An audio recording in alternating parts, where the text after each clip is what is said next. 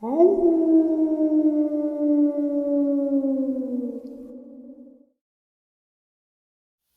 and salutations, everyone. I hope everyone is still doing well. How about a bonus upload? And yeah, I made it home okay. For those of you that are wondering, what are you talking about? In the first and second half, I talked about what today was going to bring, that I was going up to where Tom Messick disappeared. And in the second half, I let everyone know that tomorrow's upload, I have absolute 100% without a shadow of a doubt proof of what Tom Messick's family was talking about, a metallic noise while I was up there. Absolutely freaky. Anyway, tonight's bonus. Before we get into it, a couple links. As you know, I rely on Patreon, PayPal, channel membership, and the merch to help the channel to continue to grow and go. Links to Patreon, PayPal, and the membership are in the description below. The merch is displayed directly under the video. Also, Dogman Frightening Encounters, Volume 1 through 3, the audiobook versions. They were written and researched by Tom Lyons, narrated and produced by me, Jeff Nadolny. Those audiobooks are available on Audible, Amazon, and iTunes, links to which are also in the description as well. And finally, last but definitely not least, if you'd really like to help support this channel to continue to grow and go, simply subscribe. It does not cost you a cent. Click that like button. It takes half a second. If you don't want to miss out on any of the informative uploads I put out daily, click that bell icon, and folks, please leave a comment. Why? Well, because all of these things, they really do help this channel to continue to grow and go. And yes, they definitely matter. Now, everyone, I have taken far too much of your time. Let's jump in to tonight's bonus, shall we? Today's first encounter is a subscriber submission.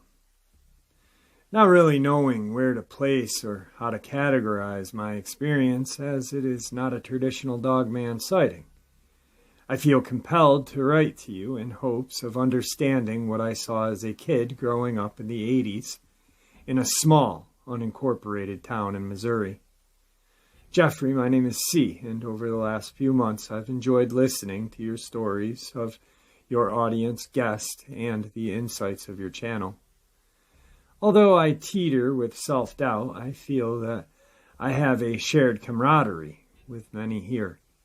However, whenever I have had an unusual or unnerving happening, that old experience resurfaces in my mind, never really gone, almost like an echo. I grew up as a river kid. My family's home sat on a bluff overlooking the Mississippi River about 20 miles south of St. Louis. From the river, only the Burlington Northern Rail Line separated our property, which was about 10 acres of heavily forested mix of oak, cedar, hickory, and wild black raspberry thickets that are all common in the area. North about a half a mile was a dense slough, and south of us more forest, and the limestone caves of Sulphur Springs. I used to spend my summer days scouring the shore of the Mississippi, building forts in the woods with my brothers and the neighborhood kids, and walking the tracks. Idyllic in so many ways. We were what you called cash poor, but spiritually rich. My grandpa bought the abandoned house and property for pennies in the early 60s. He grew up in the neighborhood, fascinated with the house, and bought it as a way to start his life with my grandma. With soaring 12-foot ceilings and sweeping river views, he made it livable again with a whole lot of hard work. Even though the house was never fully restored, it was beautiful. It was a remnant of the Victorian stateliness and built originally by a riverboat captain. The house also boasted 2 additional outbuildings, a barn and a servant's quarters. Both were razed to the ground when I was about 10 to protect my younger siblings, as the structures were far beyond repair and hazardous. My mom says she remembered her dad warning of hobos train hopping in the 60s looking for a dry place to sleep at night in the barn, which sat away from the main house about 100 yards out of sight down a sloped embankment. The house had its share of tragedies as well. Before having sat abandoned for many years, several of the first inhabitants, including children, had died there from scarlet fever. The original family cemetery and headstones of the family remain, though now on an adjoining lot that belongs to the neighbor. And so that is where my story begins.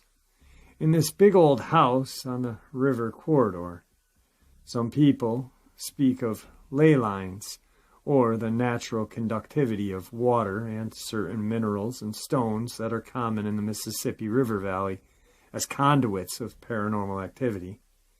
The river that flows down through the country is the cornerstone to some of our oldest cities, St. Louis, Memphis, and New Orleans. And thousands of years before that, Clovis civilization was found here, and the mound city of Chahoka. It truly has inspired story, culture, art, and fable from Hannibal down to the murky bayou backwaters of Louisiana. The house itself is special in more than one way. It seemed to be a beacon for the weird. Total strangers, psychics, and looky-loos would find their way up our long driveway and stand agape outside of our gravel driveway to say they saw this house in their dream. We never let anyone tour the house, as we feared of what they may bring with them. See, it was as if the house itself was sensitive to strife, marriage discord, and arguing. For everyone that has lived at this house, all have a paranormal experience to tell, running the gambit from knocking on walls, footsteps from nowhere, shadows shaking beds, objects suspended in air, power cycling of electronics, flickering lights, and creatures. My grandfather, that had restored the house, died in the year before I was born. As he was failing, my mom and dad moved back in with my grandma to help her look after the old place. Enjoying being the only and eldest child for some time, I usually slept downstairs with my grandma. Not all the rooms in the house were equipped with the oil heat registers, but the downstairs living room was. That is where we often would sleep. The living room had one of the best views of the river, overlooking the Illinois side and adjacent to the double-locking wooden doors that was actually the original entrance to the home. My grandma was a pie baker, and so had baker's hours. Even when she wasn't at work, the living room had about a 10-foot hallway that separated it from the kitchen, where a pantry and water closet were. So sitting in either room, whether the kitchen or living area, a person would have a straight line of sight, if on the right side, to see into the other room. At the time, I was about 4 years old, maybe 5, long before I knew to be scared of anything. I had no exposure to scary stories, movies, or paranormal ideas. It must have been around 4:30 in the morning before any dawn light filtered through the windows. It was still pitch black outside, and I could smell Grandma's routine toast, molasses, and coffee. I woke up facing the hallway and could see clearly my mom and Grandma at the kitchen table, speaking softly. Like a kid, I wanted to join them. I rolled over onto my back and let my eyes fall around the room with the light from the kitchen. In the corner of the room next to the window was a TV stand and an old box-style TV. Behind it, I saw something that did not belong. A large, dark figure lurked in the corner of the room behind the television set. Even now, 30-plus years later, my eyes well up just writing that sentence. I was instantly paralyzed with fear. I pulled the covers over my face after I saw what looked like the big bad wolf peering at me from behind the television set. Its shoulders, chest, and head easily cleared the television set and stand, reaching a solid 6 to 7 feet. Tall, pointed ears, snout, and glinty eyes on a dark shape made of shadow is all I could see in that dimly lit room. I meekly gathered my courage and called out to my mom, "Come get me." "Well, we ain't the type of family." "No," she said. "Mom, please." "No. See, you come here." After lying as still as possible, I jumped off the bed and ran into the kitchen. I did not go back into the living room until daybreak and unaccompanied. A strong-willed child, I was determined not to be sent back, so I folded myself onto the Formica tiled floor, quiet, cold, and content. I did know that experience would haunt me and whisper into my ear again and again in my life, no matter how far I tried to bury it in my mind as wayward childhood imagination. It was not until years later that I told my parents this story. It is something that I consider traumatizing and unable to shake. How could something like this be in my house? I shared this story with my two brothers as a teenager. What color eyes did it have? They would ask. I said red for lack of a better description. However, after listening to some experiences on your channel, I want to amend that and say they were the color of embers, that glowing of fire, that amber, orangey red heat. That is the color. I do not believe to have experienced a flesh and blood Dogman, but some type of demonic paranormal entity. I believe that both exist, but not sure if they intersect. As I said, the house itself, or maybe it was the land, or history, or the limestone, always seemed to be on the precipice. Almost like a portal. We never dabbled in the occult, and it was strictly forbidden in our evangelical home. The house was blessed a few times, and each time it felt like a weight was lifted. An oppressive feeling would leave, but invariably return with life's disappointments and upsets, in a most nagging way that my brain won't let me forget. I briefly only remember that early morning, whenever I have experienced something haunted. A strange sound, a cold chill, an unexplained rustling, a tapping, or a knock out of place. I remember being a teenager, approximately 10 years after seeing that thing and falling asleep with family watching TV, only to wake up absolutely paralyzed, realizing that I'm downstairs in that room by myself. I've always felt it especially sensitive to the paranormal, and do not invite these curiosities into my life. Because, as Dad always said, you go looking for the devil, you're going to find him. While the house was sold this year, my family still lives nearby in the area, and I now live in Washington State.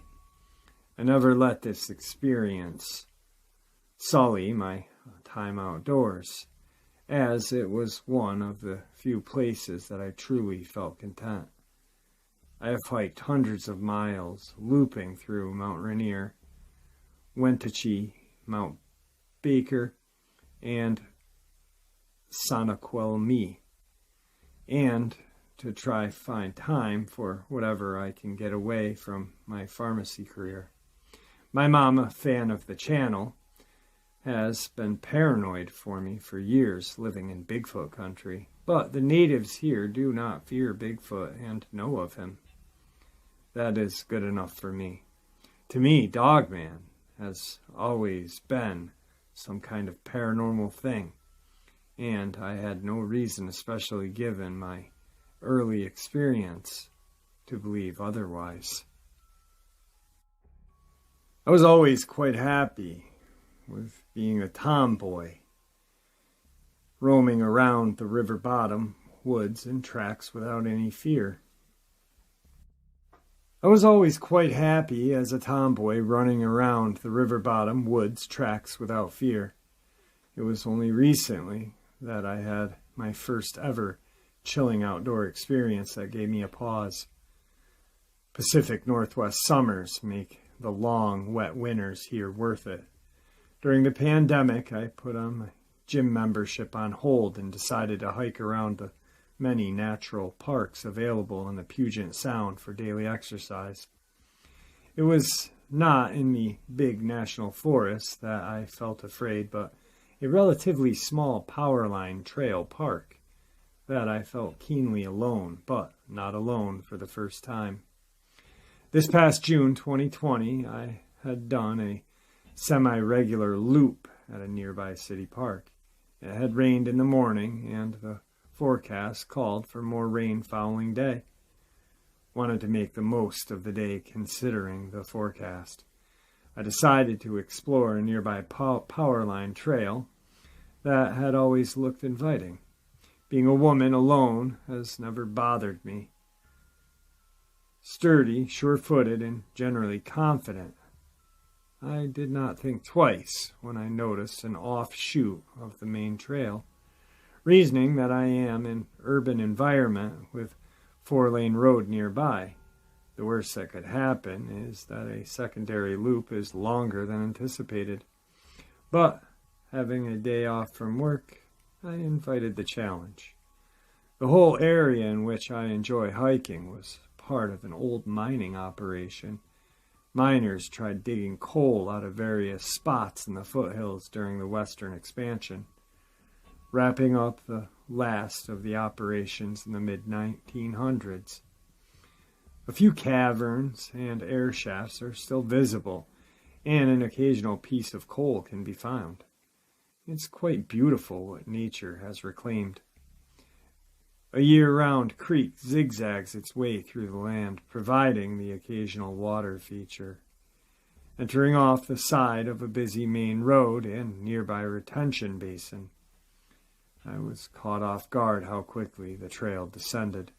Headphones in, I trailed down the switchbacks heading towards the flowing rocky creek, surrounded by ferns, moss, and typical Pacific Northwest beauty. Having traveled about a quarter of a mile, I remarked to myself that already the sound of the busy 4-lane road was gone. Noticing the quiet, I took my earbuds out and continued to walk along for a few more minutes before reaching the creek. I suddenly realized I was not alone. I had an utter sense of vulnerability. I did not necessarily think of any creature, but I felt like prey. I felt scared at this point.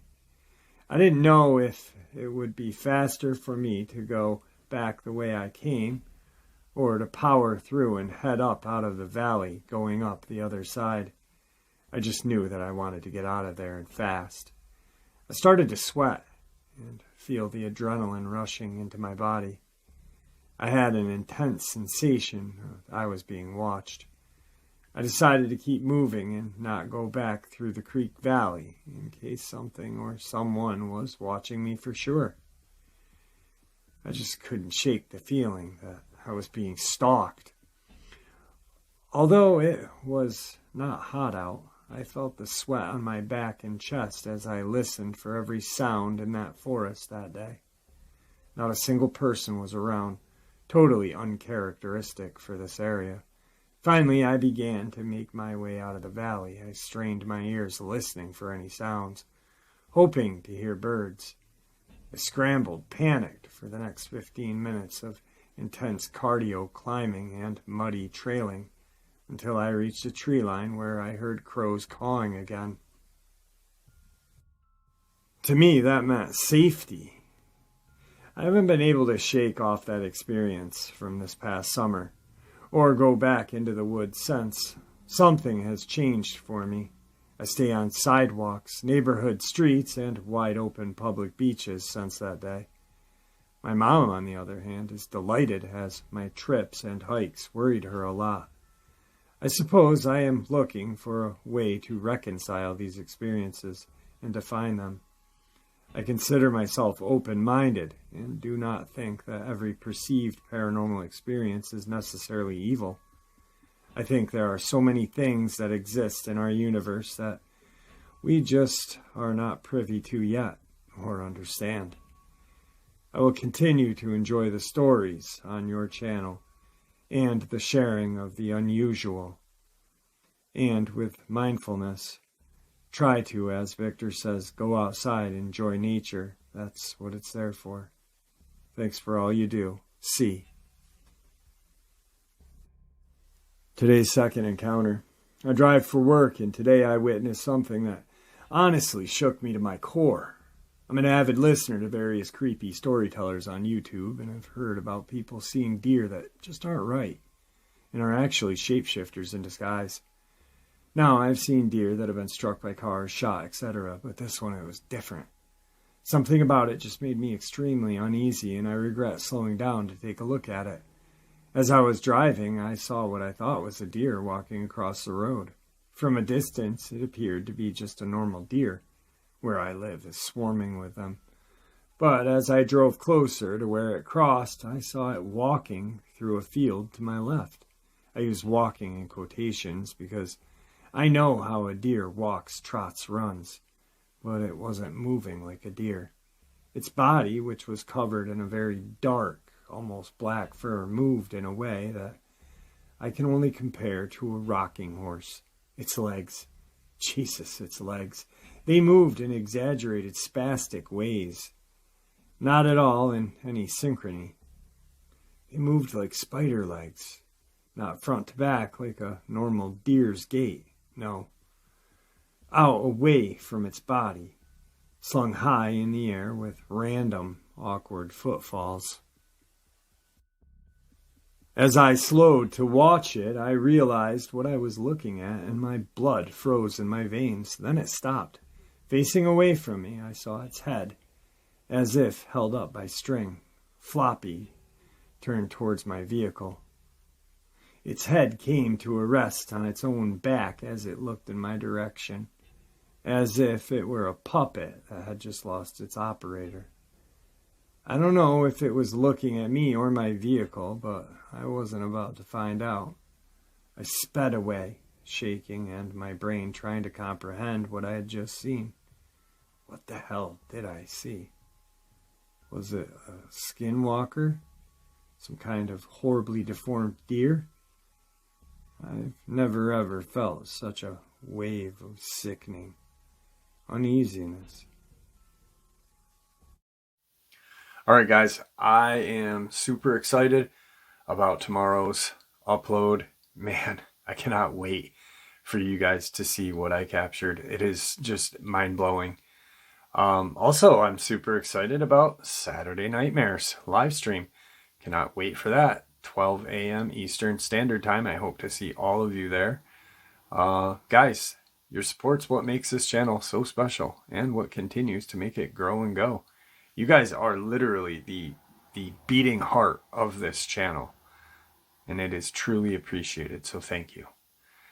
Please stay safe, happy, healthy, and ever vigilant, keeping an eye on our children, our pets, our family, and friends. Share a little bit of information with the people that you love and care about, and it may just save one of their or some of their lives someday. God bless you all.